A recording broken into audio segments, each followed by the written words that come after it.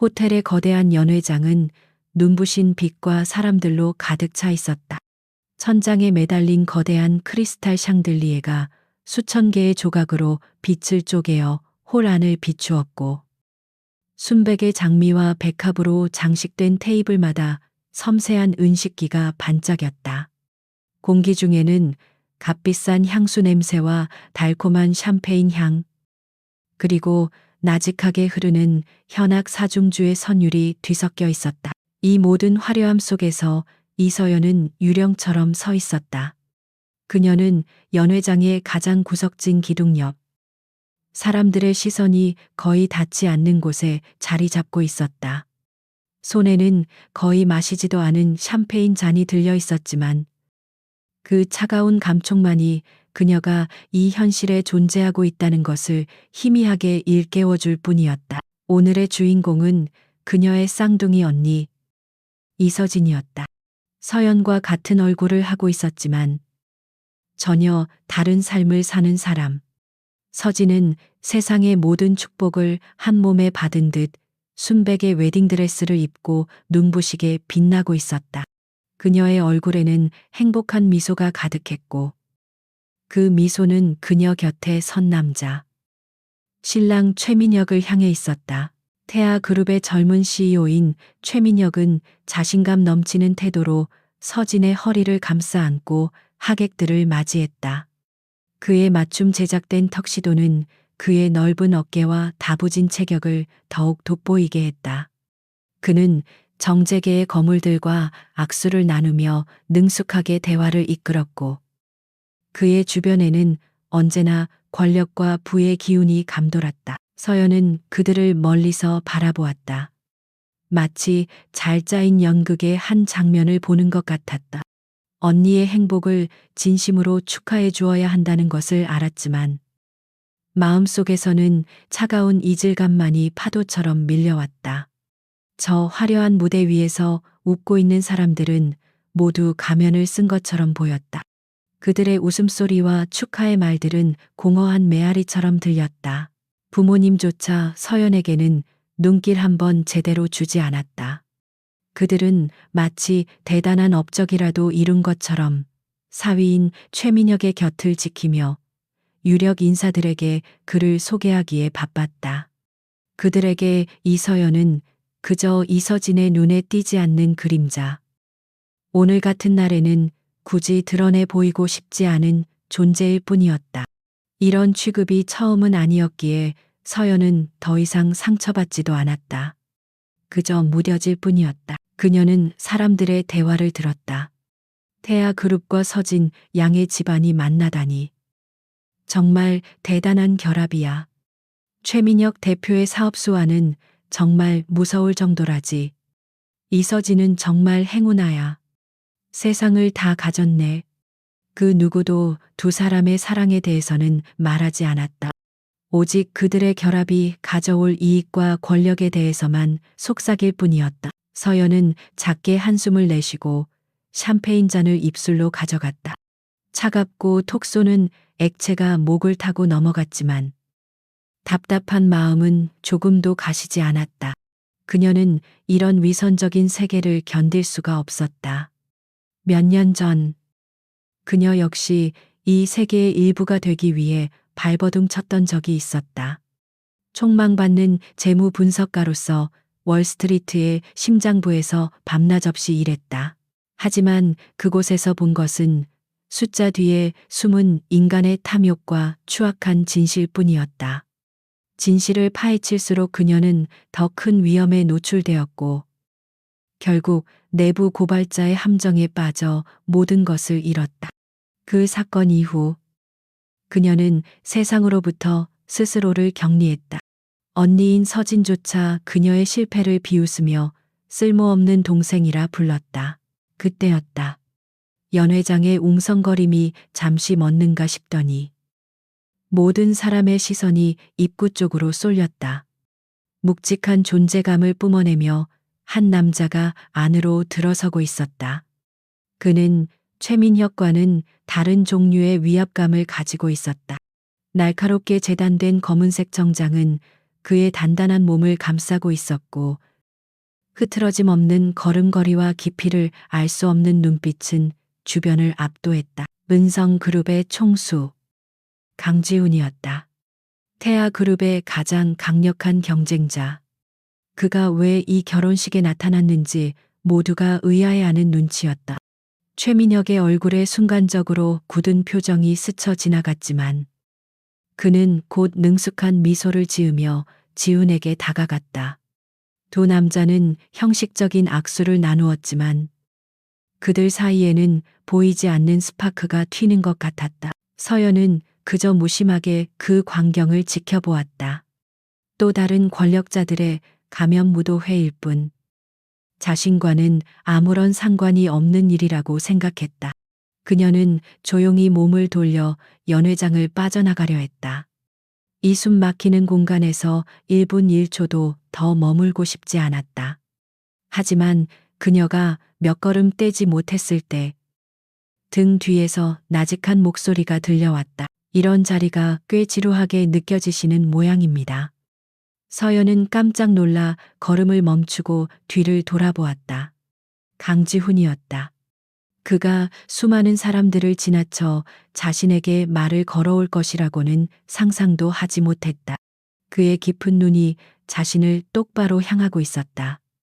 서연은 방황했지만 애써 침착함을 유지하며 되물었다. 저에게 하신 말씀이십니까? 강지훈의 입가에 희미한 미소가 떠올랐다. 여기 당신 말고 이 파티를 진심으로 지루해하는 사람이 또 있어 보입니까? 그는 서연의 손에 들린 샴페인 잔을 힐끗 보았다. 한 모금도 마시지 않은 샴페인 잔이 그 증거겠지요. 그의 관찰력은 칼날처럼 날카로웠다. 서연은 잠시 할 말을 잃었다. 이 남자는 처음 보는 자신에 대해 너무 많은 것을 꿰뚫어 보고 있었다. 그녀는 경계심을 늦추지 않으며 말했다. 무슨 용건이시죠? 저 같은 사람에게 은성그룹 총수께서 직접 말을 거실 이유는 없을 텐데요.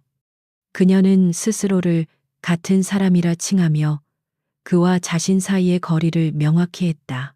이서연 씨, 서진 씨의 쌍둥이 동생, 그리고 3년 전까지 뉴욕에서 숫자를 읽는 자로 불리던 최고의 재무 분석가.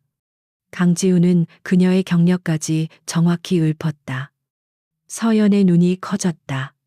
자신의 과거를, 특히 잊고 싶었던 그 별명까지 아는 사람은 거의 없었다. 이 남자는 대체 누구이며 자신에게 무엇을 원하는 것인가? 강지훈은 주변을 한번 둘러보더니 고갯짓으로 한적한 발코니 쪽을 가리켰다. 여기서 할 이야기는 아닌 것 같군요. 잠시 시간 괜찮으시다면 당신에게 아주 흥미로운 제안을 하나 하고 싶습니다.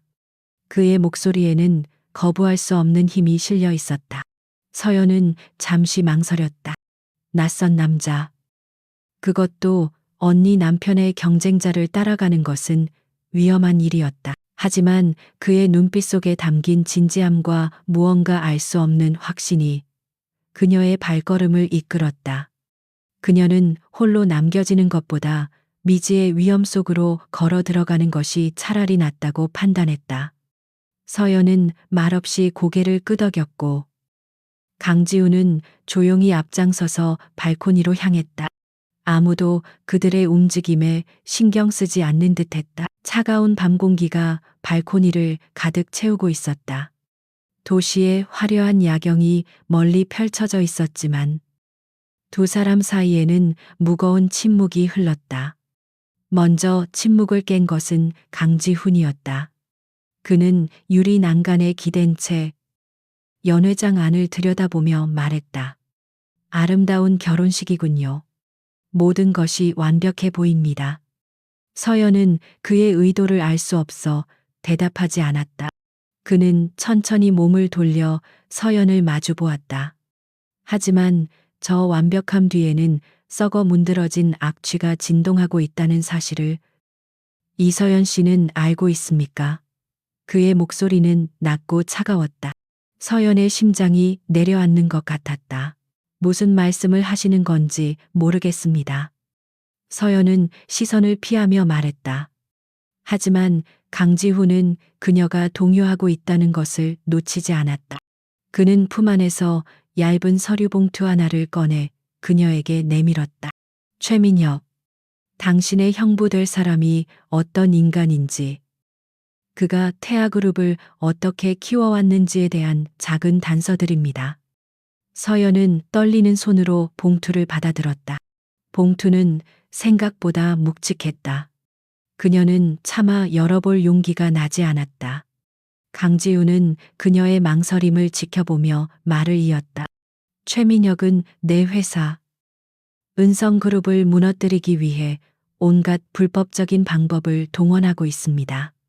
분식회계, 주가 조작, 불법 자금 조성, 증거를 잡기가 쉽지 않더군요.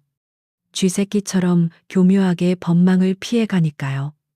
그의 눈빛이 그 어느 때보다 진지해졌다. 나는 당신이 필요합니다. 이서연 씨, 당신의 능력이라면 최민혁의 가면을 벗기고 그가 숨겨놓은 추악한 진실을 파헤칠 수 있을 겁니다. 숫자 뒤에 숨은 거짓말을 읽어내는 당신의 그 천재적인 재능 말입니다. 이것이 그가 말한 흥미로운 제안이었다. 그것은 제안이라기보다는 차라리 도발에 가까웠다. 언니의 결혼식 날, 언니의 남편을 파멸시켜달라는 충격적인 의뢰. 서연은 혼란스러웠다. 이것은 미친 짓이었다. 자신은 이미 이 바닥을 떠난 사람이었다. 다시 그 지옥 같은 숫자 싸움에 뛰어들고 싶지 않았다. 제가 왜 당신을 도와야 하죠? 이건 저와 상관없는 일입니다. 서연은 봉투를 그에게 돌려주려 하며 차갑게 말했다. 하지만 강지우는 받지 않았다. 대신 그는 한 걸음 더 다가와 서연의 눈을 똑바로 응시했다. 그의 시선은 그녀의 가장 깊은 곳을 꿰뚫는 듯했다. 상관없는 일이 아닐 텐데요.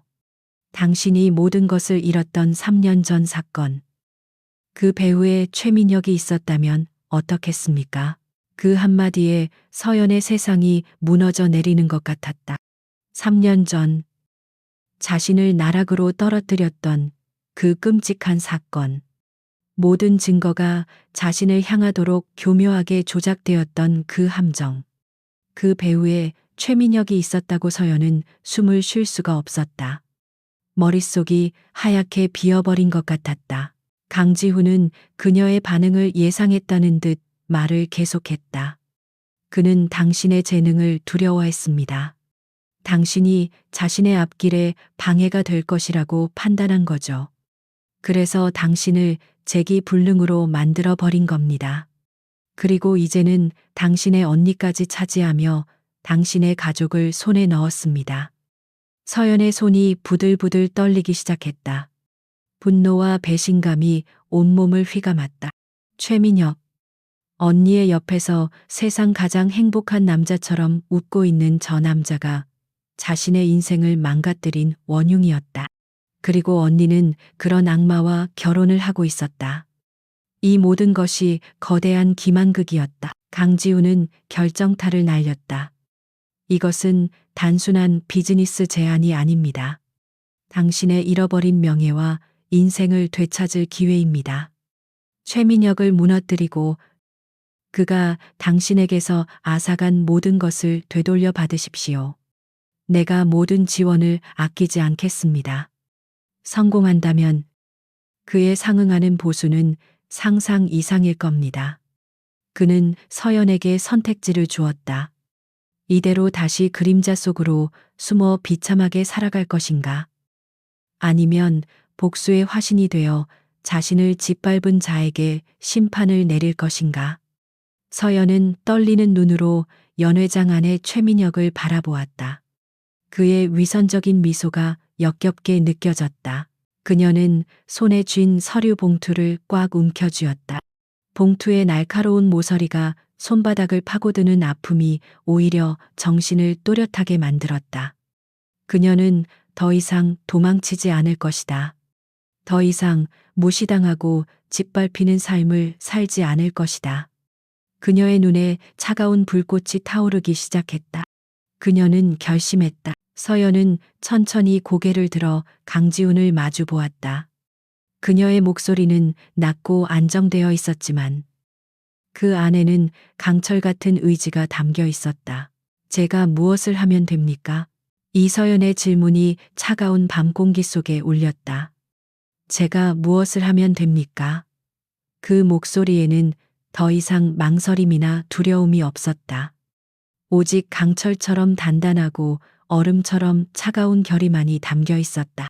강지훈은 그녀의 눈에서 타오르는 불꽃을 보았다. 그는 자신이 사람을 잘못 보지 않았음을 확신했다. 그는 발코니에서 즉답하는 대신 고개를 저으며 말했다. 여기는 이야기하기에 적합한 장소가 아닙니다.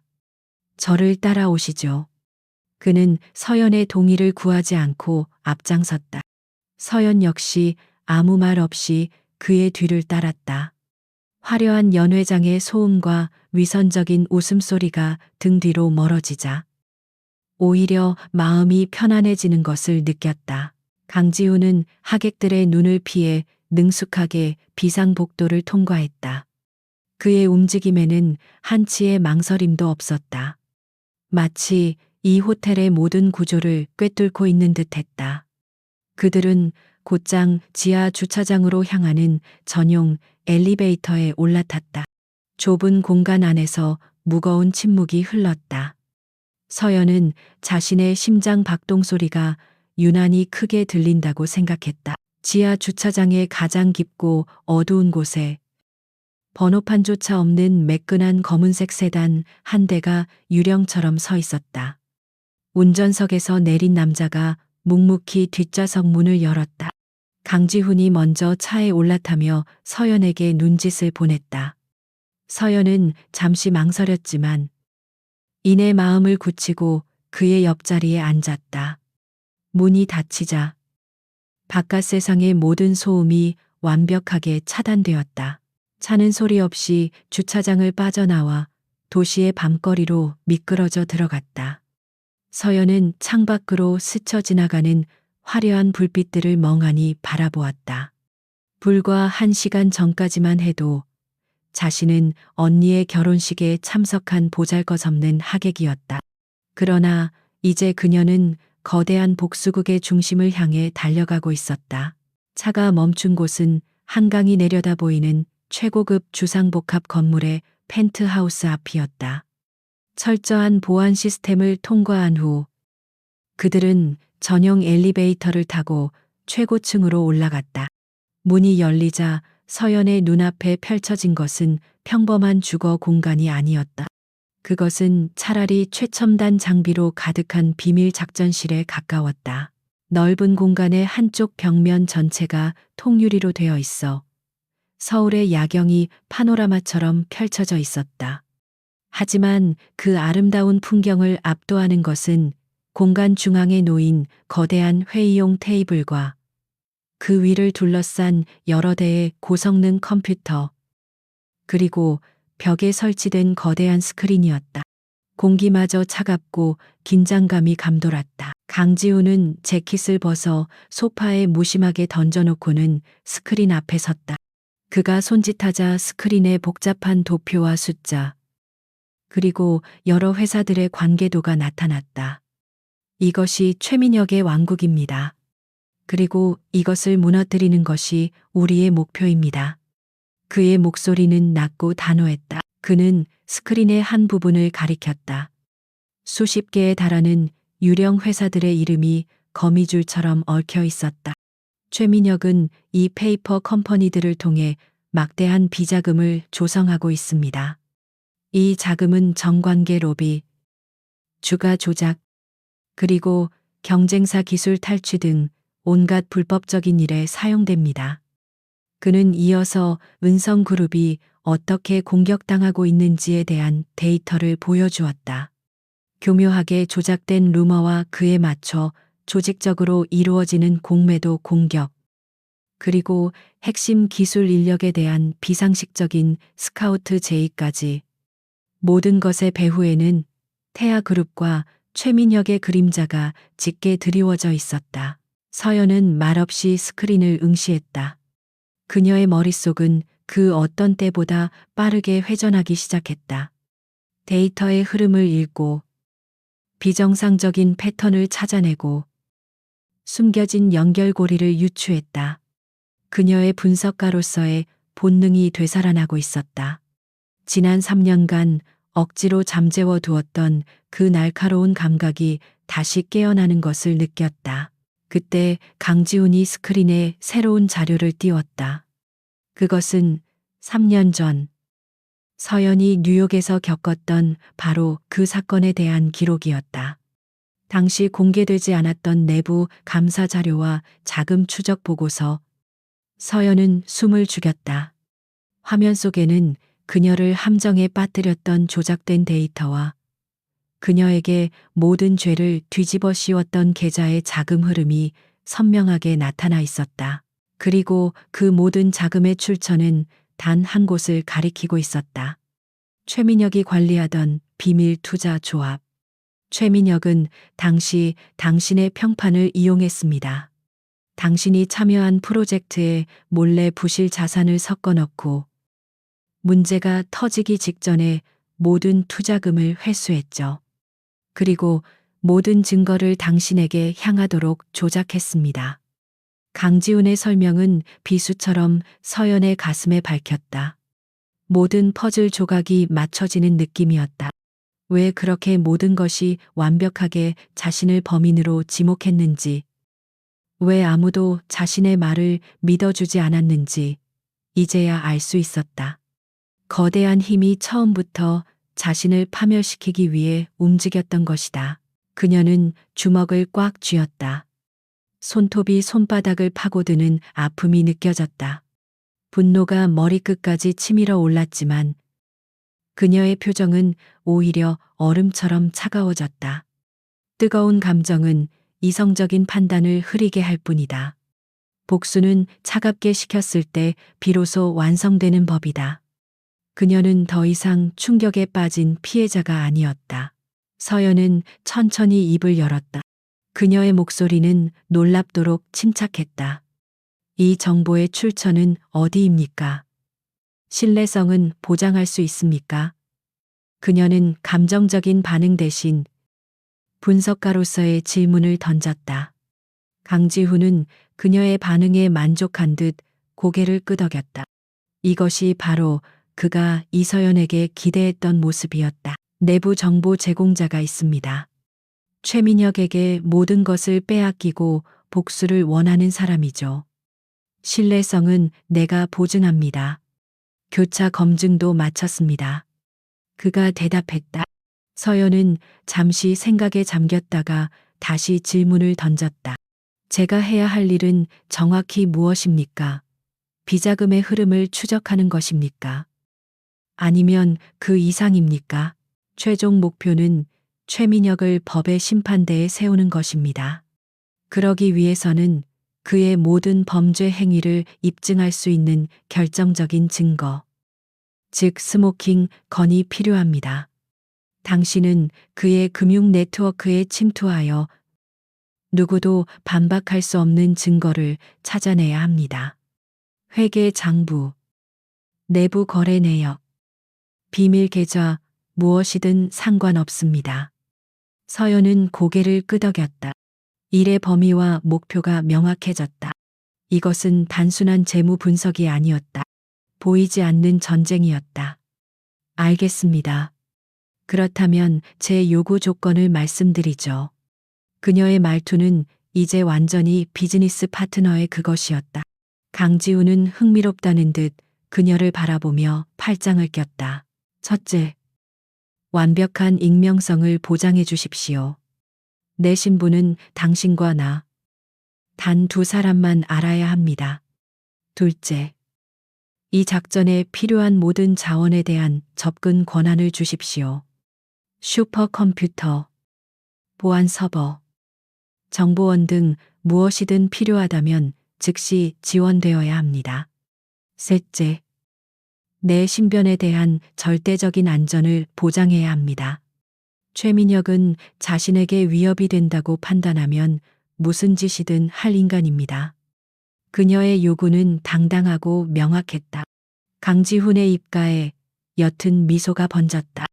좋습니다. 모든 조건을 수락하겠습니다. 사실 당신을 위해 이미 모든 것을 준비해 두었습니다. 그는 회의용 테이블 끝에 놓여 있던 서류 가방을 가져와 열었다. 그 안에는 새로운 신분증과 여권, 신용카드, 그리고 최신형 노트북과 여러 개의 보안 USB가 들어 있었다. 이제부터 당신의 이름은 벨라입니다. 직업은 프리랜서 투자 컨설턴트. 이 신분은 그 누구도 추적할 수 없습니다. 그리고 당신이 일하게 될 공간도 마련해 두었죠. 그는 서연에게 작은 열쇠 카드 하나를 건넸다. 이곳에서 멀지 않은 오피스텔입니다. 외부와는 완벽하게 차단된 곳이죠. 통신 역시 군사 등급의 암호화 시스템을 사용할 겁니다. 모든 것이 완벽하게 준비되어 있었다. 강지훈은 이 일을 위해 얼마나 오랫동안 치밀하게 계획을 세웠던 것일까? 서연은 그가 단지 복수심에 불타는 사업가만은 아니라는 것을 깨달았다. 그는 승리를 위해 모든 변수를 계산하고 최적의 수를 두는 냉철한 전략가였다.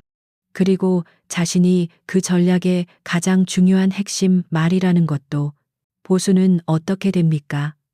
서연이 마지막으로 물었다.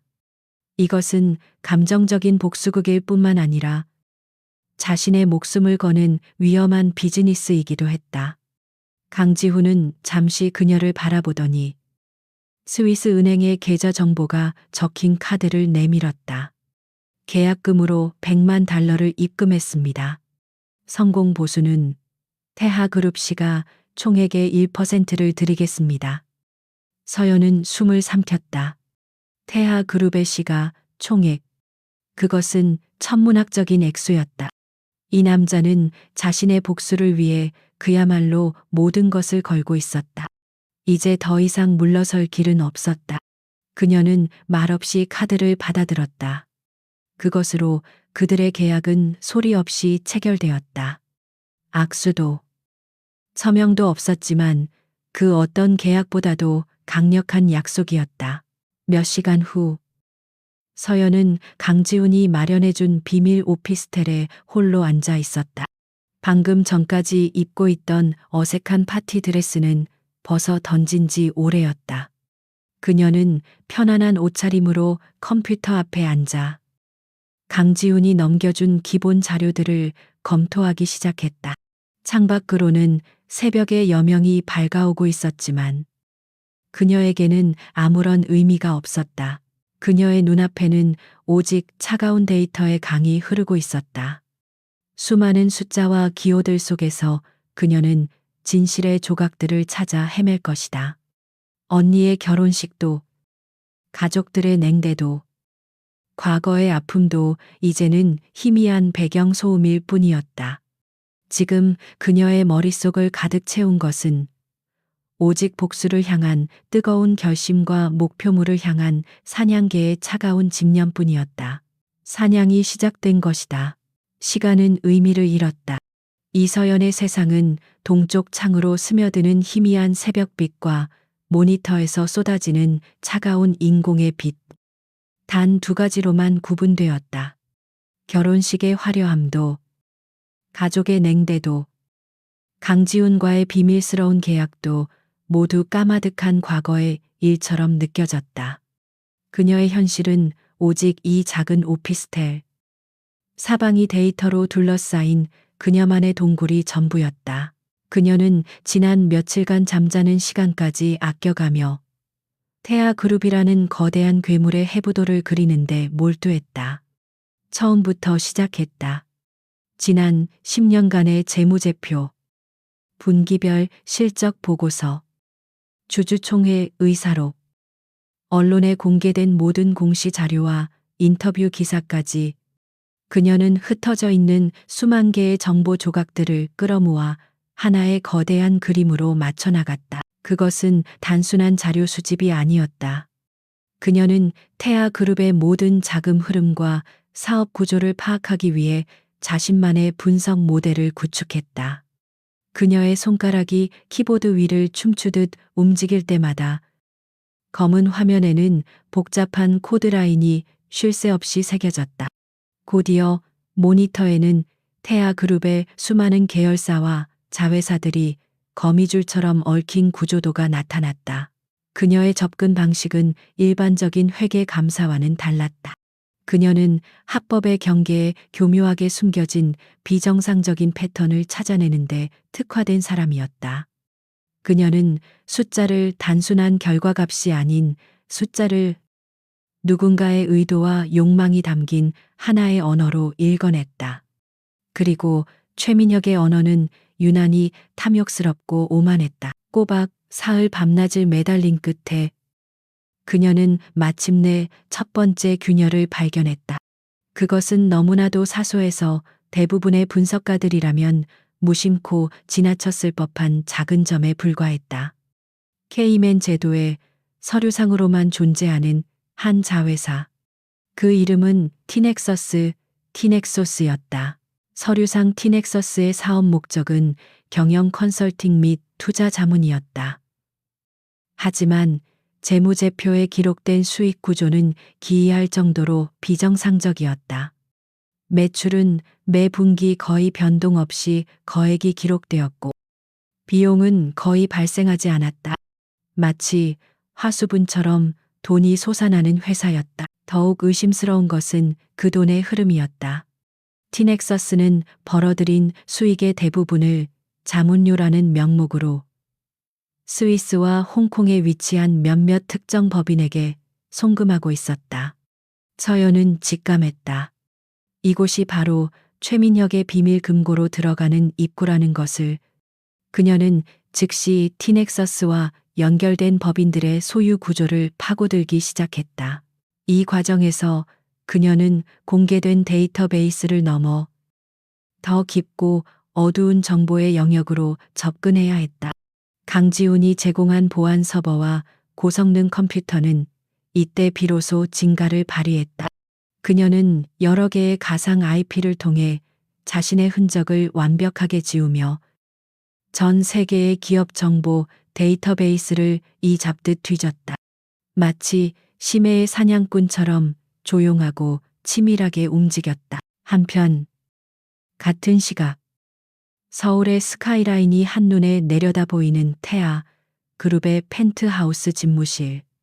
최민혁은 값비싼 이탈리아제 가죽 의자에 몸을 깊숙이 묻은 채 만족스러운 표정으로 시가 연기를 내뿜고 있었다.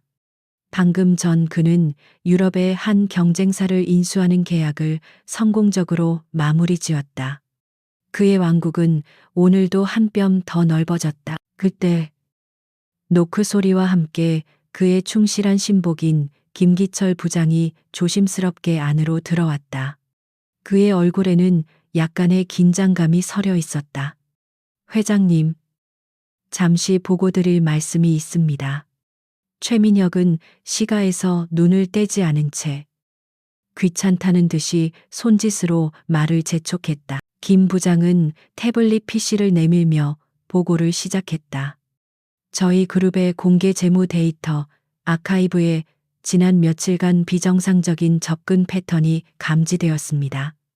특정되지 않은 다수의 IP 주소에서 매우 조직적이고 체계적으로 데이터를 긁어가는 흔적이 발견되었습니다.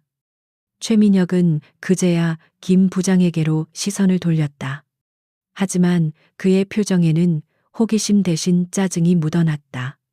공개된 데이터라고 하지 않았나. 그걸 누가 좀 들여다보는 게 뭐 그리 대수로운 일이지.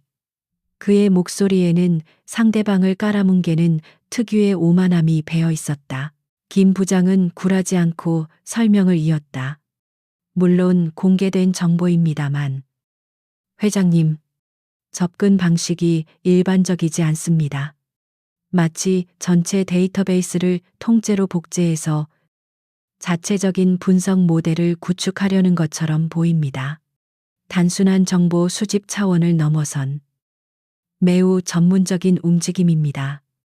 그는 자신의 직감을 믿었다.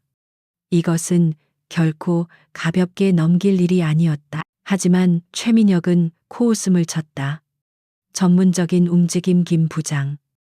너무 과민 반응하는 거 아닌가. 기껏해야 우리를 흉내내고 싶어 안달이 난 삼류 경쟁사 놈들이거나 학위 논문 때문에 머리를 쥐어뜯는 어느 불쌍한 대학원생이겠지. 그런 하찮은 것들까지 내가 신경 써야 하나. 그는 마치 세상에서 가장 재미없는 농담이라도 들은 것처럼 웃었다. 그에게 있어 태아그룹은 난공불락의 성이었다. 감히 누가 자신의 성벽을 넘보겠는가. 그는 지금까지 자신의 방식으로 수많은 적들을 짓밟고 이 자리까지 올라왔다. 그의 성공 신화에 감히 도전장을 내밀 어리석은 자는 없다고 굳게 믿고 있었다. 보안팀에 일러서 IP 추적이나 해보게. 그리고 다시는 이런 사소한 일로 내 시간을 빼앗지 말도록. 최민혁은 그렇게 말을 잘라버리고는 다시 창밖으로 시선을 돌렸다. 그의 발 아래 펼쳐진 도시를 내려다보는 그의 눈빛은 마치 신이라도 된 듯 거만했다. 김 부장은 더 이상 아무 말도 하지 못하고 조용히 집무실을 물러났다. 하지만 그의 마음속에 자리 잡은 불길한 예감은 쉬이 사라지지 않았다. 그들이 전혀 눈치채지 못하는 사이 그들이 하찮게 여겼던 그 보이지 않는 움직임의 주인. 이서연은 이미 성벽의 가장 약한 부분을 찾아내고 있었다. 그녀는 자신이 일으킨 작은 파문이 태아그룹의 심장부에 전달되었다는 사실을 전혀 알지 못했다. 그녀의 모든 신경은 오직 티넥서스라는 이름과 그 뒤에 숨겨진 비밀의 실체에 집중되어 있었다. 이제 공개된 정보만으로는 한계가 있었다. 그녀는 더 깊은 곳으로 들어가야 했다. 유령 회사의 자금 세탁 경로를 추적하고 차명 계좌의 주인을 밝혀내고 최민혁의 검은 돈이 흘러 들어가는 최종 목적지를 찾아내야 했다. 그것은 합법과 불법의 경계를 넘나드는 위험한 줄타기였다. 서연은 잠시 모니터에서 눈을 떼고 창밖을 보았다. 어느새 어둠이 짙게 깔린 도시가 보석처럼 반짝이고 있었다. 저 수많은 불빛 아래에서 사람들은 웃고 사랑하고 평범한 일상을 살아가고 있을 것이다. 하지만 그녀는 그럴 수 없었다. 그녀는 스스로 어둠 속으로 걸어 들어가는 길을 선택했다. 그녀는 다시 컴퓨터 앞에 앉았다. 그녀의 눈빛은 그 어느 때보다 차갑고 날카로웠다. 이제부터가 진짜 시작이었다. 그녀는 강지훈이 남긴 비상 연락용 암호화 채널을 열었다. 그리고 짧은 메시지 하나를 입력했다. 첫 번째 문을 찾았다. 이제 열쇠가 필요하다. 그녀는 비로소 사자굴의 입구에 첫 발을 내디딘 것이다. 그리고 굶주린 사자는 아직 자신의 영역에 침입자가 들어왔다는 사실조차 깨닫지 못하고 있었다. 첫 번째 문을 찾았다. 이제 열쇠가 필요하다. 이서연의 짧은 메시지에 대한 강지훈의 답장은 신속하고 간결했다. 불필요한 안부나 미사여구는 없었다. 그녀가 메시지를 보낸 지 채 10분도 되지 않아 암호화된 통신 채널을 통해 해독 불가능해 보이는 한 줄의 코드가 도착했을 뿐이다. 서연은 그것이 태아그룹의 철옹성 같은 보안 시스템을 열어줄 마스터키임을 직감했다. 그녀는 더 이상 망설이지 않았다. 강지훈이 보내온 제로데이 공격 코드를 실행했다. 모니터 화면이 순식간에 수백 줄의 시스템 로그로 뒤덮이더니 복잡하게 얽혀있던 태아그룹의 방화벽 구조도가 눈앞에 나타났다. 코드는 시스템의 가장 취약한 지점을 정확히 파고들어 관리자 권한을 탈취하는 데 성공했다. 서연은 마치 유령처럼 태아그룹의 내부 신경망 속으로 조용히 스며들었다. 이것은 공개된 데이터를 분석하던 이전의 작업과는 차원이 다른 위험한 행위였다. 한 번의 실수만으로도 자신의 위치가 발각되고 모든 것이 끝장날 수 있었다. 그녀는 심호흡을 하며 다시 한번 키보드 위에 손가락을 올렸다. 그녀의 첫 번째 목표는 티넥서스의 내부 서버였다. 외부에서는 절대 접근할 수 없는 그들만의 비밀 금고. 관리자 권한을 이용해 접근한 서버 내부는 그야말로 판도라의 상자였다. 그녀의 눈앞에 지난 수년간 티넥서스를 통해 이루어진 모든 자금 거래 내역이 모습을 드러냈다. 예상대로 티넥서스는 허브였다. 그곳에서부터 파나마의 블루오션 캐피탈, 싱가포르의 골든 브릿지 홀딩스, 리히텐슈타인의 알파에셋 등 이름만 들어서는 정체를 알 수 없는 수십 개의 또 다른 유령 회사들로 돈이 쪼개져 흘러 들어가고 있었다. 이것은 단순한 비자금 조성이 아니었다. 거대한 국제적 돈 세탁 네트워크의 심장이었다. 서연은 쉴 새 없이 데이터를 다운로드하고 분석했다. 그녀의 머릿속에서 흩어져 있던 점들이 하나의 선으로 그리고 거대한 그림으로 완성되어 갔다. 최민혁은 이 네트워크를 통해 경쟁사를 불법적으로 인수하고 주가를 조작했으며 심지어는 마약과 무기 거래에서 나온 검은 돈까지 세탁하고 있었다. 범죄의 규모는 상상을 초월했다. 그녀는 분노에 몸을 떨었지만 손가락은 더욱 냉정하고 빠르게 움직였다. 감정에 휩쓸릴 때가 아니었다. 이 모든 것을 증명할 결정적인 증거.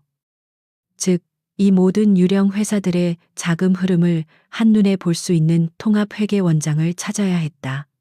그녀는 서버의 가장 깊숙한 곳을 향해 파고들었다. 바로 그 순간이었다. 그녀가 암호화된 통합 원장 파일에 접근 권한을 요청하는 명령어를 입력하는 순간 그녀의 모니터 한쪽 구석에 아주 작은 붉은색 경고 아이콘이 번쩍였다. Silent Alarm Tripped. 침묵의 경보. 관리자조차 눈치채지 못하게 설정된 시스템의 가장 깊숙한 곳을 지키는 마지막 함정이었다. 같은 시각. 태하그룹 본사 지하 3층에 위치한 통합보안관제센터. 수십 개의 모니터가 번쩍이는 그곳에서 갑자기 날카로운 경보음이 울려 퍼졌다. 김기철 부장이 커피를 마시려다 말고 소리가 나는 곳으로 달려갔다. 메인 서버의 접속 현황을 보여주는 모니터에 선명한 붉은색 경고창이 떠 있었다. 침입자다. 외부에서 관리자 권한으로 코어 원장 서버에 접근 시도. 한 직원의 다급한 외침에 관제센터의 모든 공기가 얼어붙었다. 김 부장은 믿을 수 없다는 표정으로 화면을 노려보았다. 며칠 전 그가 최민혁에게 보고했던 그 전문가의 소행임이 틀림없었다. 젠장. 이 정도로 대담할 줄이야. 그는 즉시 소리쳤다. 당장 모든 외부 접속 경로를 차단해. 동시에 역추적팀은 침입자의 위치 추적을 시작해 1분, 아니 30초 안에 잡아내. 관제센터는 순식간에 전쟁터로 변했다. 수십 명의 보안 전문가들이 일사불란하게 움직이며 보이지 않는 침입자의 뒤를 쫓기 시작했다. 서연의 등 뒤로 식은땀이 흘렀다. 그녀의 모니터에도 새로운 경고창이 나타났다. System lockdown initiated. Trace protocol activated. 심장이 발밑으로 곤두박질 치는 것 같았다. 그녀는 즉시 다운로드하던 모든 작업을 중단하고 미리 준비해둔 비상 탈출 프로토콜을 실행했다. 이제부터는 시간과의 싸움이었다. 그녀의 화면 한쪽에는 태아그룹의 추적률을 표시하는 게이지가 무서운 속도로 차오르고 있었다. 10%, 30%, 50%. 그녀의 손가락은 보이지 않을 정도로 빠르게 움직였다. 그녀는 자신의 IP 주소를 전 세계에 흩어져 있는 수십 개의 경유 서버로 분산시키며 추적을 교란시키기 위한 가짜 흔적들을 쉴 새 없이 만들어냈다. 하지만 상대는 대한민국 최고의 기업인 태아그룹의 정예 보안팀이었다. 그들은 서연이 만들어낸 가짜 경로들을 무서운 속도로 제거하며 좁혀왔다. 추정률은 이미 80%를 넘어섰다. 김 부장의 눈은 이글거렸다. 거의 다 잡았다. 5초만 더. 90%, 95%, 98%. 이제 그녀의 실제 위치가 속한 국가와 도시 단위까지 특정이 되기 직전이었다. 바로 그 순간 서연은 마지막 명령어를 입력하고는 노트북의 전원 케이블을 뽑아버렸다. 그녀가 사용하던 모든 접속 기록과 가상 IP 그리고 시스템에 남겨두었던 백도어 코드까지 단 1초 만에 완벽하게 삭제되었다. 김 부장의 모니터에서 방금 전까지 맹렬하게 추적하던 신호가 거짓말처럼 사라졌다. 마치 허공으로 증발해버린 것 같았다. 사라졌습니다. 한 직원이 허탈하게 중얼거렸다. 김 부장은 부들부들 떨리는 주먹으로 책상을 내리쳤다. 젠장 눈앞에서 놓쳤어. 그들은 유령에게 완벽하게 농락당한 것이다. 오피스텔 바닥에 주저앉은 서연은 거친 숨을 몰아쉬었다. 온몸이 땀으로 흠뻑 젖어 있었다. 심장은 금방이라도 터져 나올 것처럼 미친 듯이 뛰고 있었다. 조금만 늦었더라면, 단 1초만 판단이 늦었더라면 모든 것이 끝장이었다. 죽음의 문턱에서 간신히 돌아온 기분이었다. 그녀는 살아남았지만 이제 상황은 완전히 달라졌다. 최민혁은 더 이상 이 침입을 사소하게 여기지 않을 것이다. 그는 이제 잠에서 완전히 깨어난 굶주린 사자처럼 자신의 영역을 침범한 자를 찾아내기 위해 모든 수단을 동원할 것이 분명했다. 더 이상 어둠 속에 숨어서 안전하게 공격할 수 있는 시간은 끝났다. 아니나 다를까. 분노로 얼굴이 시뻘개진 김 부장은 곧장 최민혁의 집무실로 뛰어 올라갔다. 그는 방금 전에 긴박했던 상황과 침입자가 남긴 흔적, 그리고 그들의 목표가 그룹의 가장 치명적인 약점인 통합 원장이었다는 사실을 모두 보고했다. 최민혁의 얼굴에서 처음으로 오만함이 사라졌다. 그 자리에는 얼음처럼 차가운 분노와 섬뜩한 살기가 들어찼다. 그는 이것이 단순한 기업 간의 정보전이 아니라는 것을 깨달았다. 이것은 자신의 왕국을 뿌리째 흔들려는 명백한 선전포고였다. 사전에 최민혁이 나직하게 읊조렸다. 그의 목소리는 조용했지만 그 안에 담긴 분노는 활화산처럼 뜨거웠다. 합법, 불법, 수단과 방법을 가리지 말고 이 쥐새끼를 찾아내. 국가, 정보원이든 흥신소든 동원할 수 있는 모든 걸 동원해. 찾아서 내 앞에 데려와. 감히 나를 건드린 대가가 얼마나 끔찍한지 내 직접 가르쳐 주지. 보이지 않는 전쟁의 막이 올랐다. 그리고 그 전쟁의 한복판에서 서연은 자신이 단순한 사냥꾼이 아니라 동시에 가장 위험한 사냥감이 되었다는 사실을 깨닫고 있었다. 태아 그룹의 심장부를 건드린 대가는 즉각적이고 살벌했다. 이서연은 지난 며칠간 외부와의 모든 접촉을 끊고 자신의 동굴 속에서 쥐죽은 듯이 숨어 지냈다. 최민혁이 동원할 수 있는 모든 정보망과 인력을 총동원해 유령의 흔적을 찾고 있다는 소식은 강지훈을 통해 실시간으로 전달되고 있었다. 더 이상 성급하게 움직일 수 없었다. 그녀는 지난번 침투 때 간신히 빼내온 데이터 조각들을 분석하며 다음 공격을 위한 새로운 경로를 모색하고 있었다. 그것은 마치 부서진 암호 조각을 맞추는 것과 같은 작업이었다. 찢겨나간 장부의 일부, 암호화된 거래 기록, 삭제된 자금 이동 경로.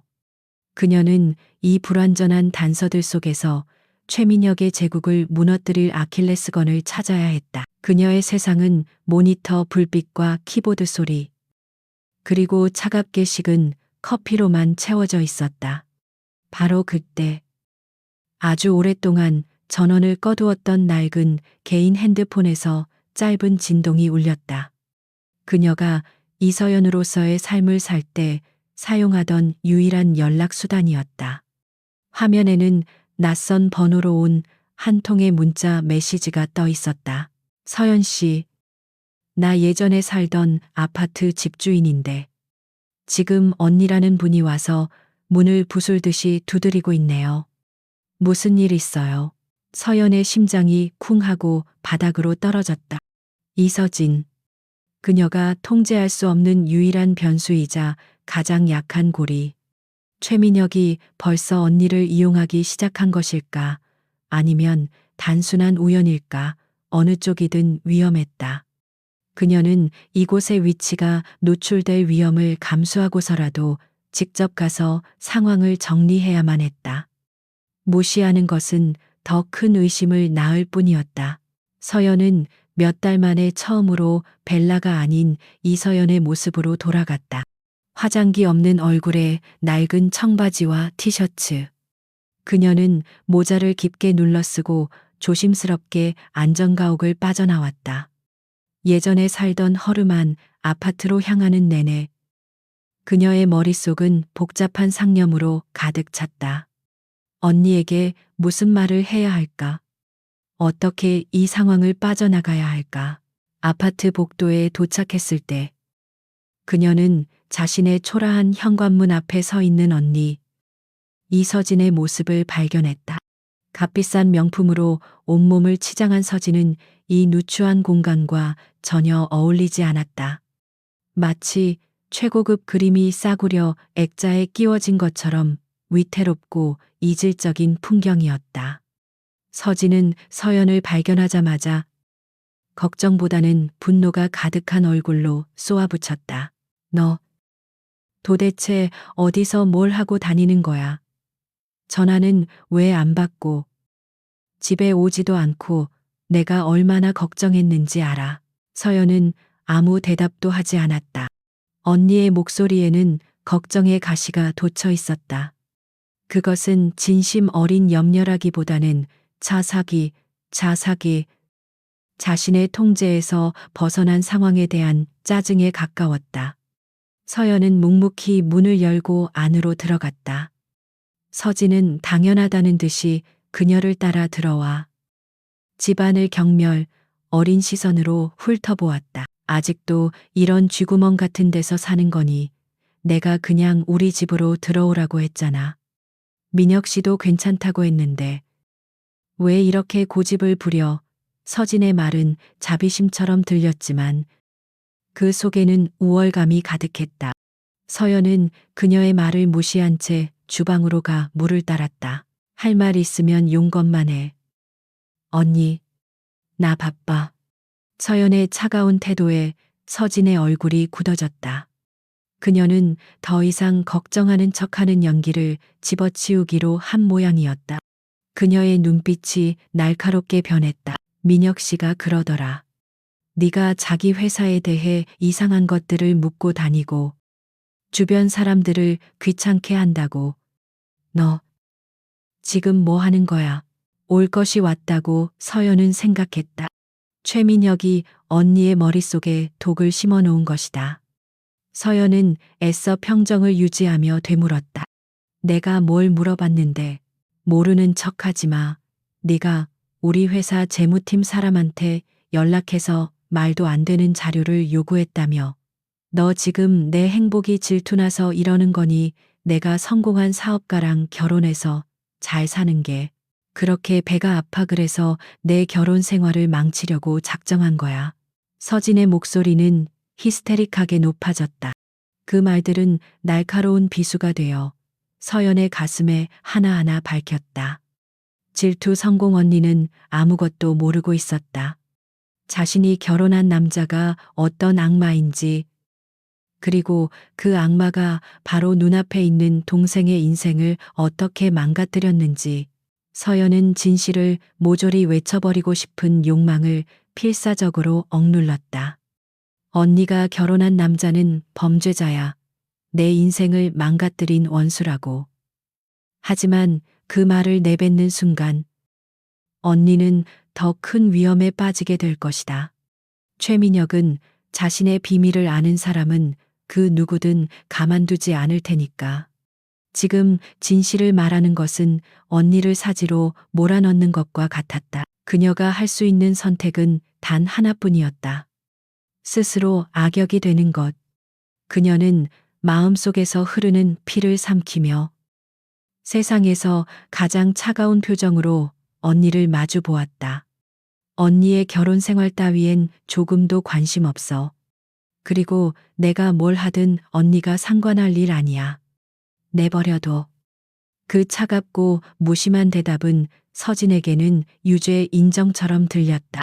서진의 얼굴이 상처와 배신감으로 일그러졌다.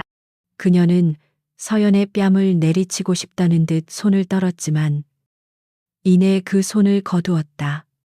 대신 그녀는 세상에서 가장 잔인한 말들을 동생에게 퍼부었다. 그래. 넌 평생 그렇게 살아. 그렇게 어둡고 삐뚤어지고 불행하게 남 잘 되는 건 눈꼽만큼도 못 보고 평생 질투나 하면서 다시는 내 앞에 나타나지도 말고 내 남편 주변을 얼쩡거리지도 마. 너 같은 동생 둔 적 없다고 생각할 테니까. 서진은 마지막 말을 남기고 증오에 찬 눈으로 서연을 한번 쏘아본 뒤 미련 없이 아파트를 나가버렸다. 쾅 하고 닫히는 현관문 소리가 서연의 텅 빈 공간을 울렸다. 서연은 그 자리에 한참 동안이나 못 박힌 듯 서 있었다. 뺨을 맞은 것보다 더 아픈 통증이 심장을 헤집고 있었다. 그녀는 결국 자신의 손으로 마지막 남은 가족의 연을 끊어버린 것이다. 한편 자신의 차로 돌아간 서진은 남편 최민혁에게 전화를 걸어 방금 있었던 일을 모두 이야기했다. 그녀는 서연이 얼마나 방어적이고 차가웠는지, 그리고 자신을 얼마나 질투하는 것처럼 보였는지를 잔뜩 과장해서 늘어놓았다. 수화기 너머의 최민혁은 아내를 위로하는 척하면서 만족스러운 미소를 짓고 있었다. 그의 계획대로였다. 그는 아내를 이용해 이서연을 떠보고 그녀의 반응을 살핀 것이다. 그리고 그 반응은 그의 예상을 한치도 벗어나지 않았다. 한심하고 불쌍한 여자, 언니에 대한 자격지심과 질투심에 사로잡혀 있군. 하우스 인던.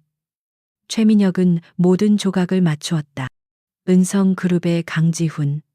결혼식 날 이서연에게 접근했던 그놈이 분명하다. 강지훈이 이서연의 그릇된 질투심을 부추겨 자신의 뒤를 캐기 위한 장기말로 쓰고 있는 것이다. 그 유령이라는 것도 강지훈이 고용한 전문가일 테고 이서연은 그저 심부름꾼에 불과할 터. 그는 분노했지만 동시에 안도했다. 진짜 적은 강지훈이지. 그의 그림자에 불과한 저 실패한 분석가는 아니라고.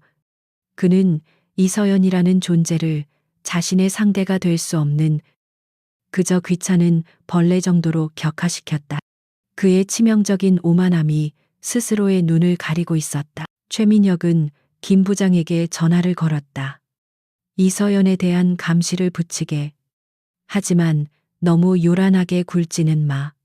그 여자 자체는 위협이 되지 않아. 우리가 진짜 노려야 할 것은 그 여자를 조종하는 강지훈이니까. 쥐를 잡으려다 쥐구멍만 놓치는 어리석은 짓은 하지 말란 말이야. 그의 지시는 명확했다. 사자를 잡기 위한 함정이 아닌 쥐를 잡기 위한 덫을 놓으라는 것. 그는 아직 깨닫지 못하고 있었다. 자신이 쥐라고 무시했던 그 존재가 사실은 자신의 목을 물어뜯기 위해 조용히 숨을 고르고 있는 가장 무서운 암살자라는 사실을. 언니 이서진이 남기고 간 상처는 깊고 쓰라렸다. 서연은 텅 빈 아파트에 홀로 남아 한참 동안이나 그 아픔을 곱씹었다. 하지만 그녀의 눈에서는 눈물 한 방울 흐르지 않았다. 슬픔과 배신감은 어느새 차갑고 단단한 분노가 되어 꺼져가던 그녀의 심장을 다시금 격렬하게 뛰게 만들었다. 그녀는 깨달았다. 이 복수는 더 이상 자신만을 위한 것이 아니었다.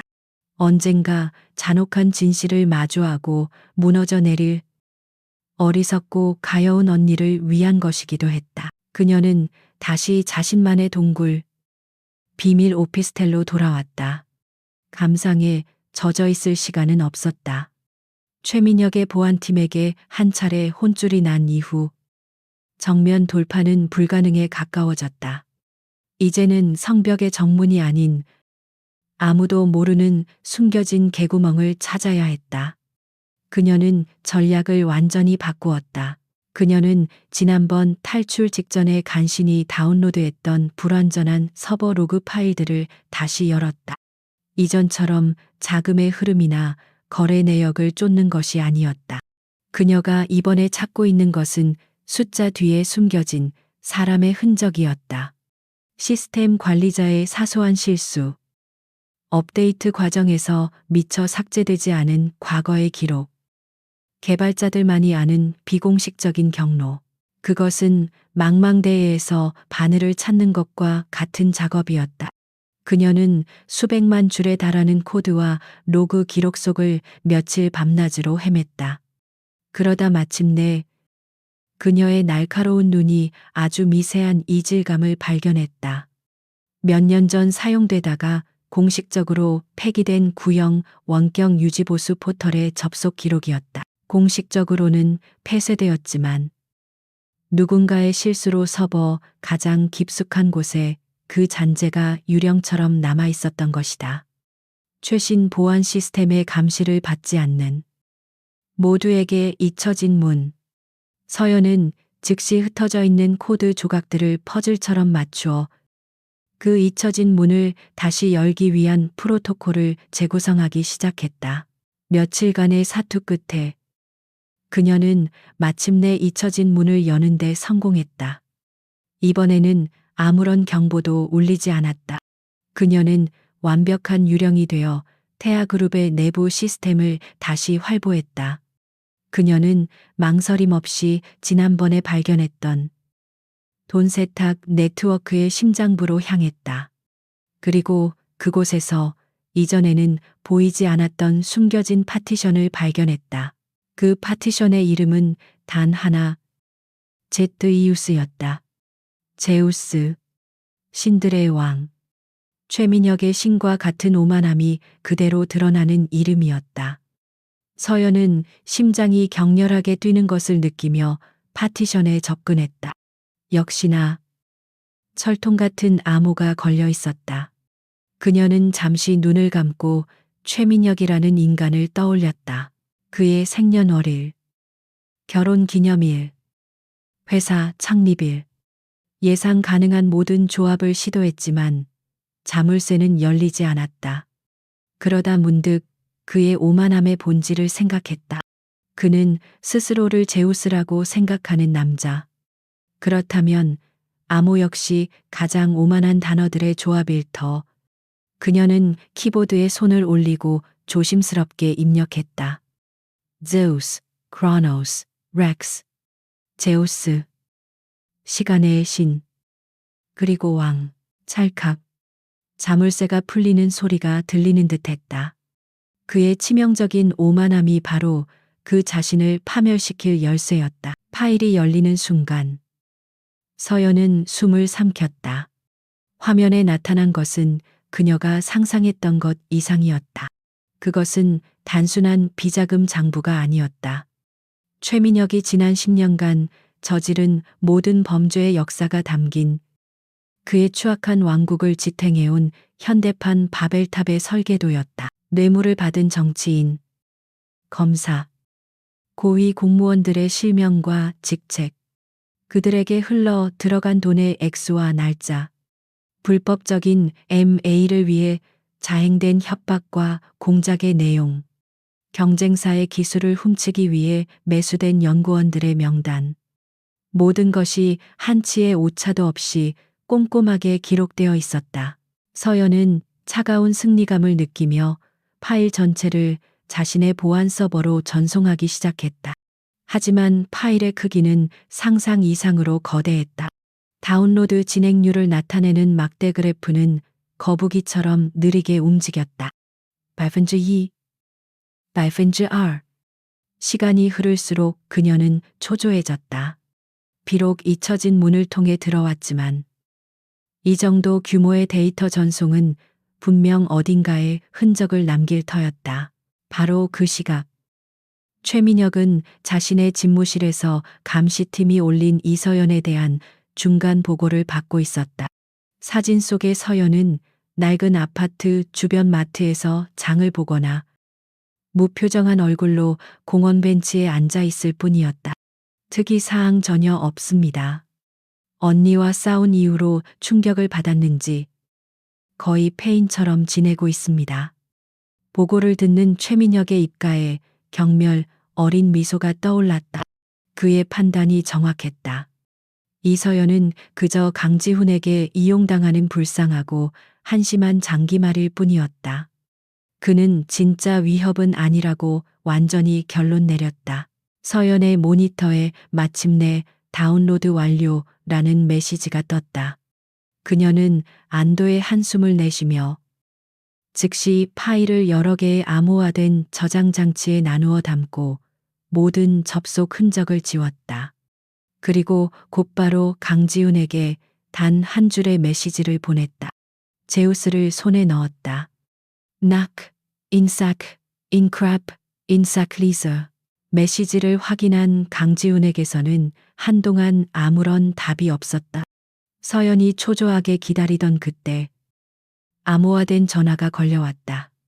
수화기 너머로 들려오는 강지훈의 목소리는 그 어느 때보다 무겁고 진지했다. 벨라, 당신 정말 엄청난 일을 해냈군. 그의 목소리에는 감탄과 함께 깊은 우려가 섞여 있었다. 하지만 명심해. 지금 이 순간부터 당신은 분석가가 아니라 대한민국에서 가장 위험한 표적이다. 그의 말에 서연의 등골이 서늘해졌다. 최민혁은 이제 곧 자신이 모든 것을 도둑맞았다는 사실을 알게 될 거야. 그렇게 되면 그는 이성을 잃고 무슨 짓을 할지 몰라. 그가 가진 모든 힘을 동원해서 당신을 찾아내려 할 거다. 그러니 지금 있는 곳에서 한 발짝도 움직이지 마. 창문 가까이에도 가지 말고 곧 내가 보낸 사람들이 갈 것이다. 전화가 끊겼다. 서연은 잠시 멍하니 모니터를 바라보았다. 화면에는 대한민국을 뒤흔들 수 있는 거물들의 이름이 파노라마처럼 펼쳐져 있었다. 모든 것을 파괴할 수 있는 절대적인 힘이 그녀의 손안에 들어온 것이다. 바로 그때 그녀의 예민한 귀에 창밖에서 들려오는 희미한 소리가 잡혔다. 여러 대의 차가 거의 소리를 내지 않고 오피스텔 건물 주변에 멈춰 서는 소리. 서연은 심장이 멎는 것 같았다.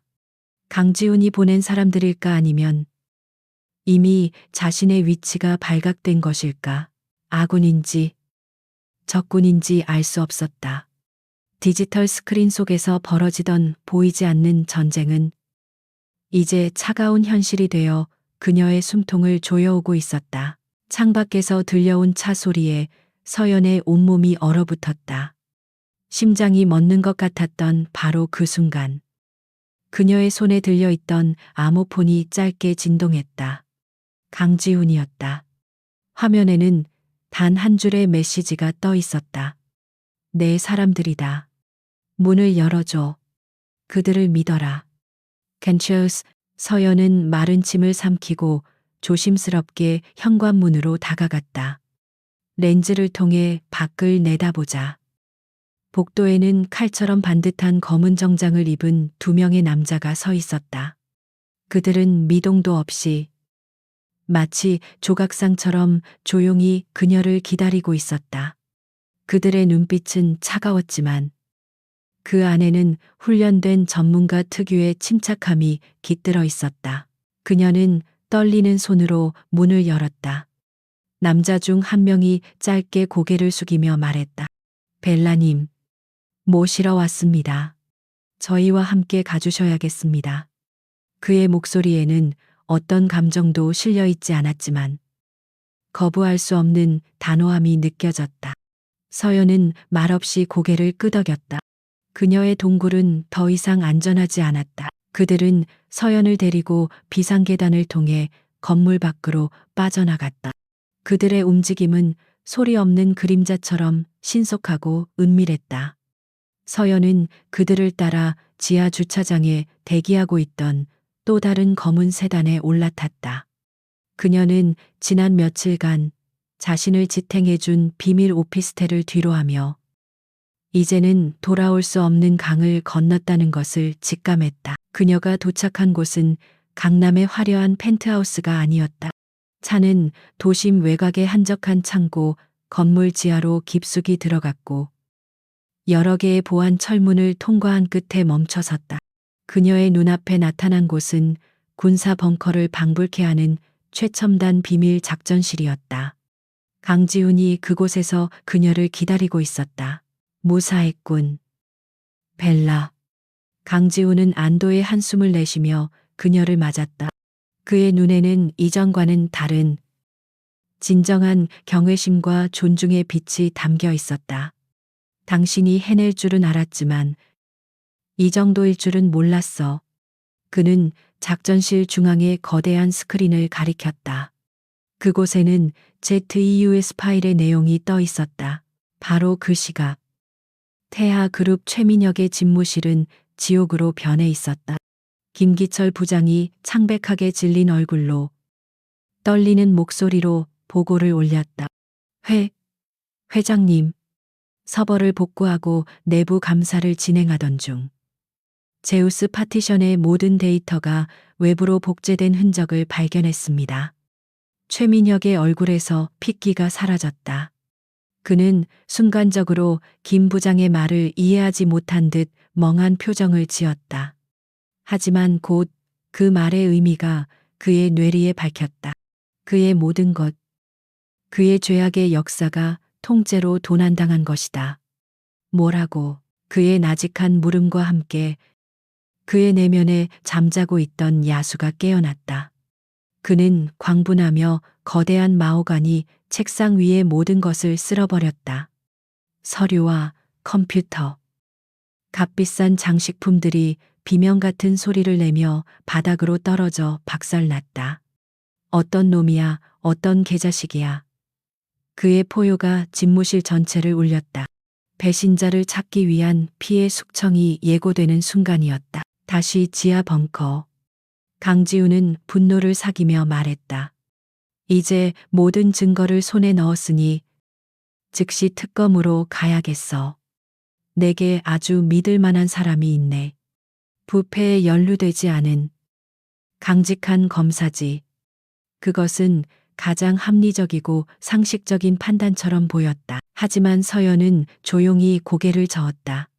그녀는 말없이 스크린을 조작해 제우스 파일의 한 부분을 확대했다. 그것은 최민혁에게 정기적으로 뇌물을 받은 검찰 고위 간부들의 명단이었다. 그리고 그 명단의 가장 위쪽에 바로 강지훈이 언급했던 그 강직한 검사의 이름이 선명하게 적혀 있었다. 강지훈은 할 말을 잃었다. 그의 얼굴이 충격과 배신감으로 굳어졌다. 그가 믿었던 정의의 보루마저 이미 최민혁의 돈에 잠식되어 있었던 것이다. 그는 자신이 얼마나 순진하게 세상을 보고 있었는지 깨달았다. 서연이 차가운 목소리로 말했다. 어둠 속에서는 그를 이길 수 없어요. 법과 시스템은 이미 그의 편입니다. 우리가 증거를 제출하는 순간 그들은 온갖 이유를 대며 시간을 끌고 증거를 오염시키고 결국 우리를 역으로 공격할 겁니다. 그의 영역에서 싸워서는 절대 승리할 수 없습니다. 강지훈은 주먹을 꽉 쥐며 물었다. 그럼 어떻게 해야 하지? 이 증거를 가지고도 아무것도 할 수 없단 말인가? 서연의 눈이 차갑게 빛났다. 아니요. 방법은 단 하나입니다. 그녀는 스크린을 전환해 태아 그룹의 공식 행사 일정을 띄웠다. 며칠 뒤로 예정된 태아 그룹의 사활이 걸린 신도시 개발 프로젝트 엘리시움 시티의 공식 발표 기자회견이었다. 우리는 그를 세상에서 가장 밝은 빛 속으로 끌어내야 합니다.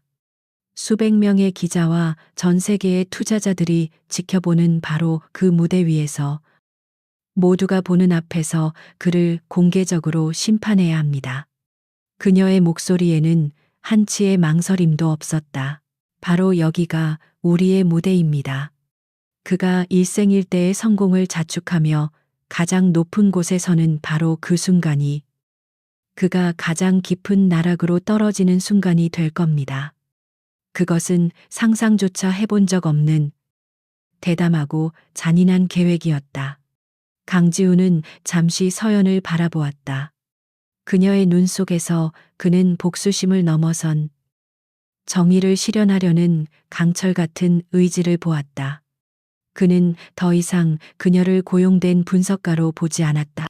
이 전쟁을 승리로 이끌 유일한 장군으로 인정했다. 계획을 말해봐요. 그때부터 두 사람은 마지막 결전을 위한 치밀한 작전을 세우기 시작했다. 계획은 완벽해야 했다. 최민혁이 손쓸 틈도 없이 단 한 번의 공격으로 모든 것을 끝내야 했다. 그들의 계획은 이랬다. 기자회견 당일. 최민혁이 무대에 올라 연설을 시작하는 순간에 맞추어 전 세계 주요 언론사와 금융감독 기관, 증권시장 감독위원회에 동시에 제우스 파일의 핵심 내용을 담은 정보 폭탄을 투하한다. 정보는 세 단계로 나누어 공개한다. 첫 번째는 최민혁의 돈 세탁과 주가 조작에 대한 충격적인 요약본으로 시장의 혼란을 초래한다. 두 번째는 뇌물수수 명단을 공개하여 그의 정치적, 법적 보호막을 무력화시킨다.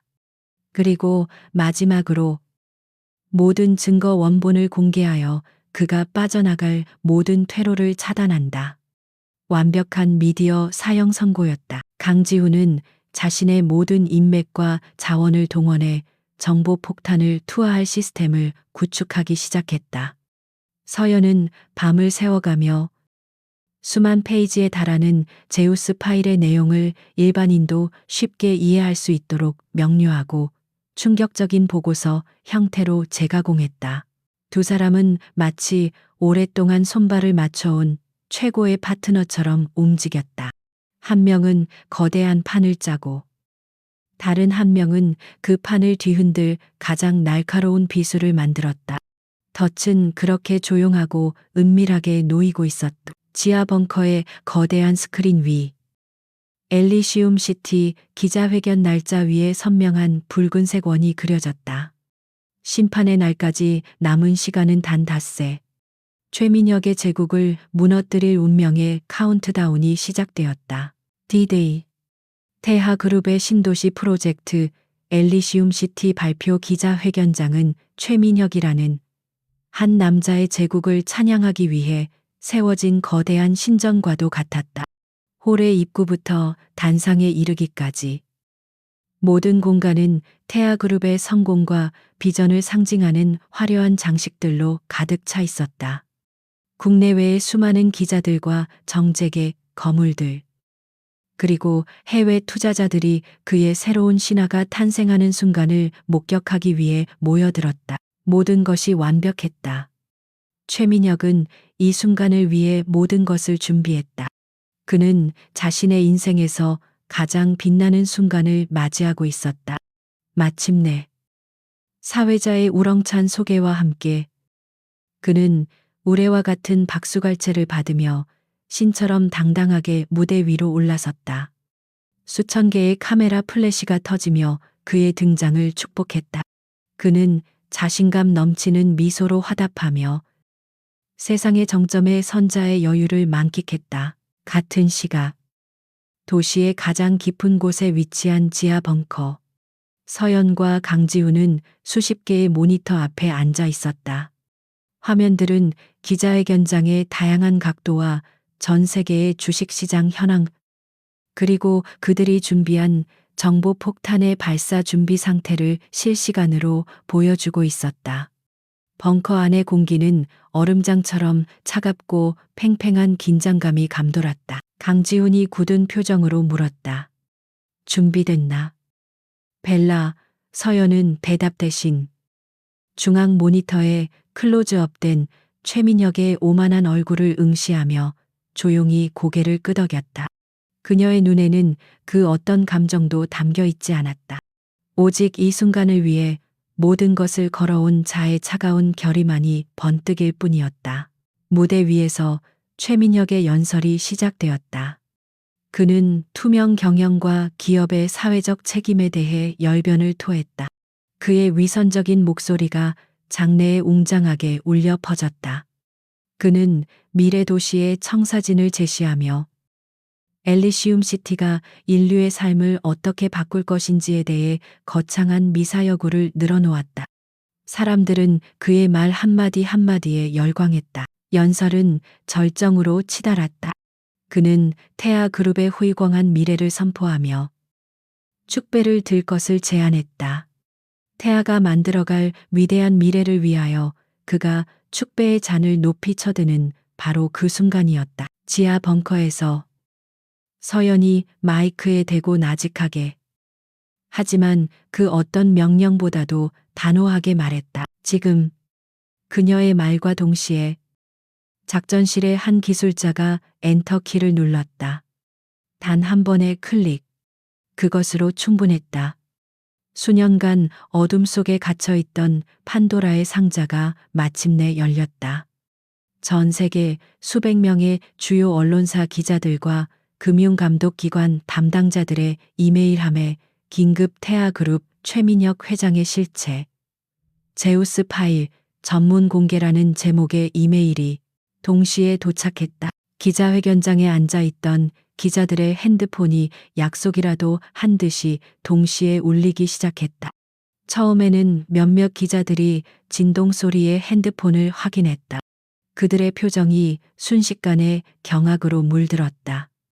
이메일을 확인한 한 기자가 저도 모르게 작게 욕설을 내뱉었다. 속삭임은 순식간에 전염병처럼 번져나가 곧 무시할 수 없는 웅성거림으로 변했다. 최민혁은 연설 도중 장내의 분위기가 이상해진 것을 감지했다. 사람들은 더 이상 무대 위에 자신을 보고 있지 않았다. 모두 자신의 핸드폰 화면에 코를 밟고 있었다. 바로 그때 한 방송사 기자의 실수로 스피커에 연결되어 있던 노트북에서 인터넷 뉴스 속보 알림음이 터져 나왔다. 속보 태아 그룹 수조원대 분식회계 및 비자금, 조성 의혹, 정관계, 로비 명단 입수. 미시스 비리. 장내는 순식간에 아수라장이 되었다. 최민혁의 등 뒤에 있던 엘리시움 시티의 장밋빛 미래를 보여주던 거대한 스크린의 한쪽 구석에 표시되던 태아 그룹의 주가 그래프가 갑자기 피처럼 붉은색으로 변하며 수직으로 곤두박질치기 시작했다. 그의 위대한 제국이 실시간으로 붕괴하는 모습이 모두의 눈앞에 생중계되고 있었다. 최민혁의 얼굴에서 미소가 사라졌다. 그는 상황을 파악하지 못하고 당황했다. 그때 김기철 부장이 사색이 된 얼굴로 무대 위로 뛰어 올라와 그의 귀에 절망적인 목소리로 속삭였다. 회장님, 모든 것이 끝났습니다. 제우스 파일이 세상에 공개되었습니다. 최민혁의 얼굴이 경악과 불신 퇴점, 그리고 이내 주체할 수 없는 분노로 뒤틀렸다. 그는 김 부장을 밀치고 마이크를 잡았다. 이것은 음해입니다. 은성그룹의 비열한 공작입니다. 모두 거짓입니다. 그가 무언가 더 소리치려던 바로 그때였다. 연회장의 육중한 문이 거칠게 열리고 한 무리의 사람들이 안으로 들이닥쳤다. 날카로운 눈빛의 검사들과 수사관들이었다. 그들은 망설임 없이 인파를 해치고 무대로 직진했다. 선두에 선 부장검사가 최민혁의 눈앞에 체포영장을 펼쳐 보였다. 최민혁 씨. 특정경제범죄가중처벌법상 횡령 및 배임, 주가 조작, 뇌물 공여 혐의로 당신을 긴급 체포합니다. 당신은 묵비권을 행사할 수 있으며 같은 시각 한남동의 고급 빌라 이서진은 우아하게 와인잔을 기울이며 TV로 남편의 성공적인 기자회견 모습을 자랑스럽게 지켜보고 있었다. 그러나 화면 속의 상황이 순식간에 지옥으로 변하는 것을 목격한 그녀의 얼굴이 하얗게 굳어갔다. 그녀의 손에서 와인잔이 힘없이 떨어져 값비싼 대리석 바닥 위에서 산산조각 났다. 그녀의 완벽했던 세상도 와인잔과 함께 부서져 내리고 있었다. 다시 기자회견장.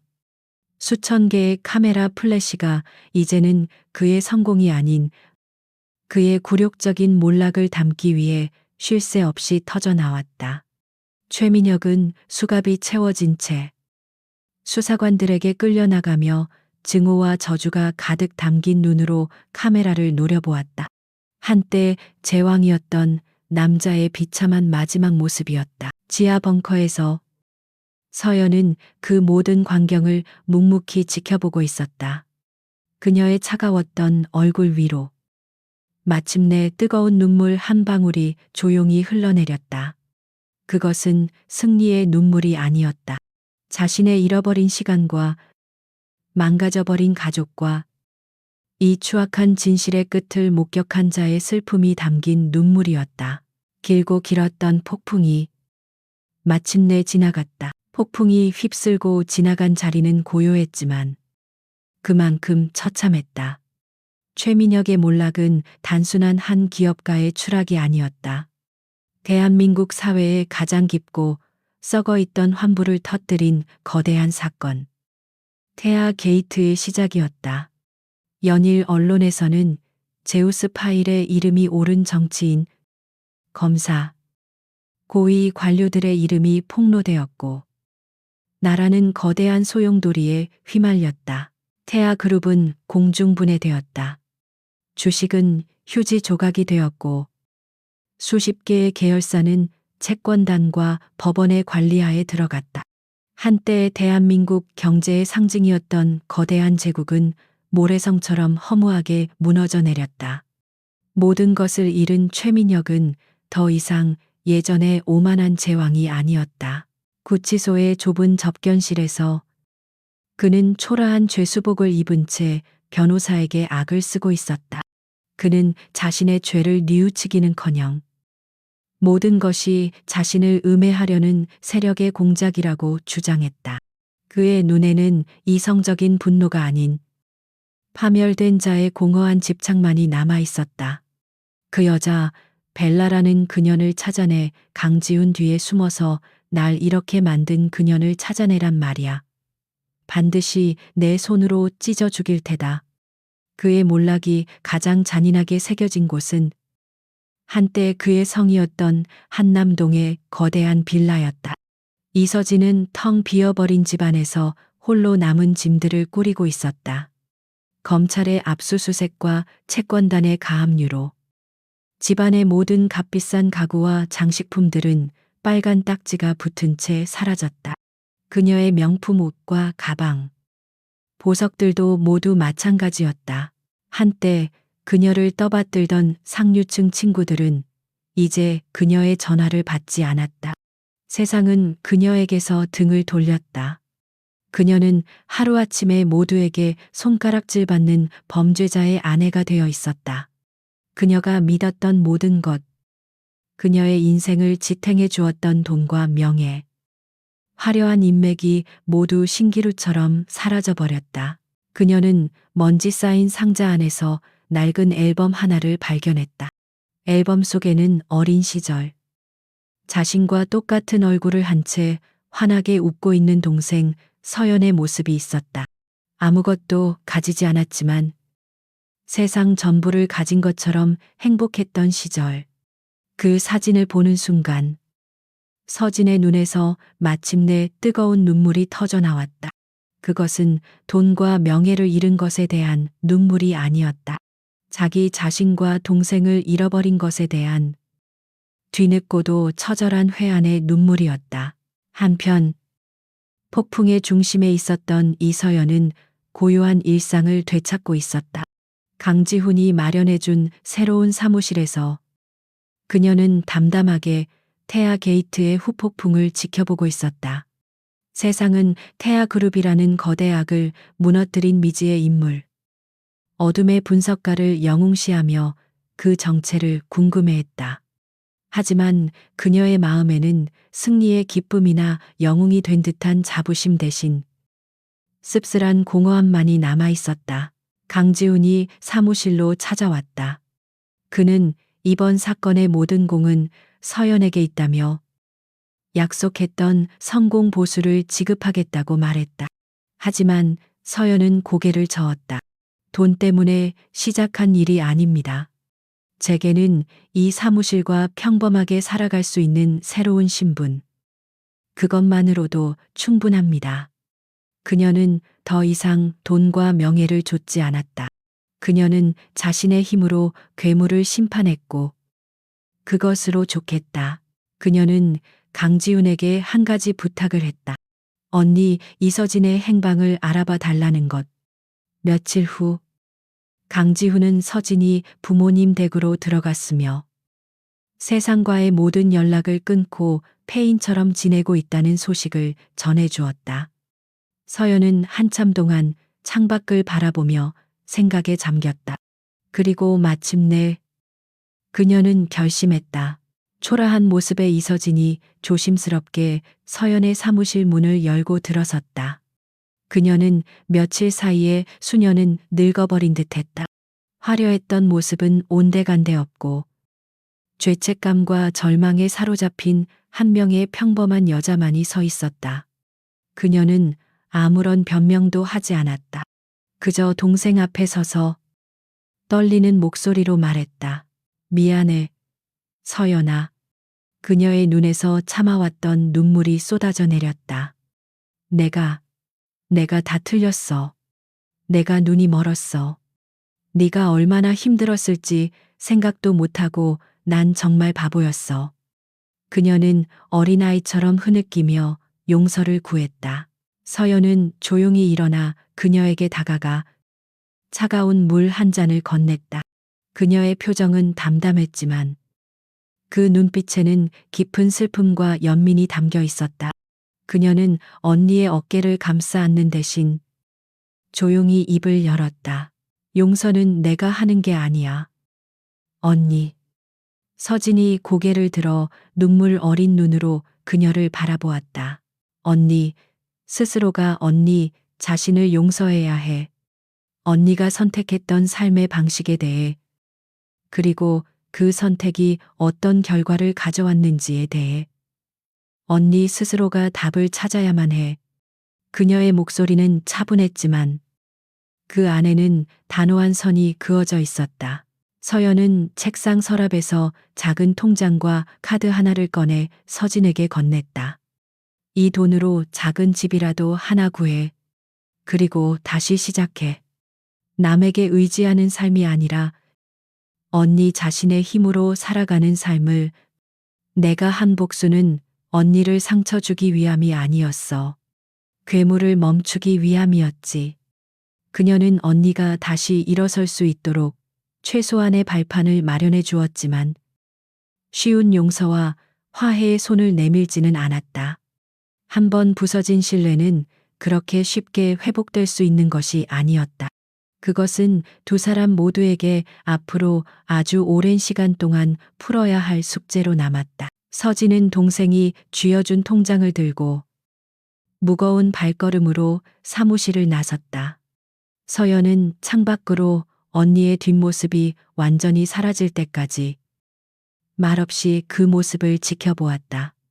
그녀는 마침내 길고 길었던 전쟁에서 승리했지만 그 승리가 남긴 상처와 책임의 무게는 너무나도 무거웠다. 폭풍이 지나간 자리에는 고요하고 깊은 슬픔만이 남아 있었다. 그로부터 1년이라는 시간이 흘렀다. 대한민국을 뒤흔들었던 태아 게이트의 광풍은 점차 잦아들고 세상은 언제나 그랬듯 새로운 이슈들을 좇으며 분주하게 돌아가고 있었다. 최민혁과 그에게 부역했던 수많은 권력자들은 법의 엄중한 심판을 받고 역사의 뒤안길로 사라졌다. 태아 그룹의 잔해 위에서는 새로운 질서가 세워지고 있었다. 그리고 그 변화의 중심에 더 이상 어둠 속에 숨지 않는 한 사람이 있었다. 서울의 금융 중심가, 가장 높은 빌딩의 최상층, 테미스 컨설팅이라는 명판이 붙은 사무실은 밝고 활기찬 에너지로 가득 차 있었다. 과거 서연이 숨어 지내던 어두운 동굴과는 모든 것이 달랐다. 통유리창 너머로는 서울의 스카이라인이 시원하게 펼쳐져 있었고 젊고 유능한 직원들이 저마다의 자리에서 열정적으로 일하고 있었다. 그 사무실의 대표 이서연은 더 이상 과거의 그늘 속에 사는 여자가 아니었다. 그녀는 날카롭지만 부드러운 카리스마를 지닌 리더로서 자신만의 왕국을 당당하게 이끌고 있었다. 그녀는 어둠의 분석가라는 세간의 호기심, 어린 시선을 뒤로하고 자신의 실력과 철학으로 업계에서 가장 신뢰받는 인물 중 한 명이 되어 있었다. 그녀의 회사는 일반적인 컨설팅 펌과 달랐다. 거대 기업의 이익을 대변하는 대신 부당하게 억압받는 중소기업이나 스타트업의 편에 서서 그들의 권리를 찾아주는 일을 주로 했다. 그녀는 자신이 겪었던 아픔을 통해 목소리 없는 자들의 목소리가 되어주는 것이 얼마나 중요한 일인지 깨달았던 것이다. 저희 같은 작은 회사가 거대 기업인 한송을 상대로 이길 수 있을까요? 회의실에서 젊은 스타트업의 대표가 불안한 눈으로 그녀에게 물었다. 한송그룹은 그들의 핵심 기술을 교묘하게 탈취하려 하고 있었다. 서연은 그의 눈을 따뜻하게 마주보며 미소 지었다. 이길 수 있습니다. 진실은 숫자로 증명될 수 있고 정의는 때로 가장 조용한 목소리에서 시작되니까요. 저희의 일이 바로 그 목소리를 세상이 듣게 만드는 것입니다. 그녀의 확신에 찬 목소리에 젊은 대표의 얼굴에 희망의 빛이 서렸다. 어느 날 오후 그녀에게 작은 엽서 한 장이 배달되었다. 남쪽의 작은 바닷가 마을 소인이 찍힌 엽서였다. 처음으로 내 힘으로 돈을 벌어 책을 샀어. 세상에는 돈보다 소중한 이야기가 참 많다는 걸 이제야 알게 됐네. 잘 지내니 내 동생 서진이었다.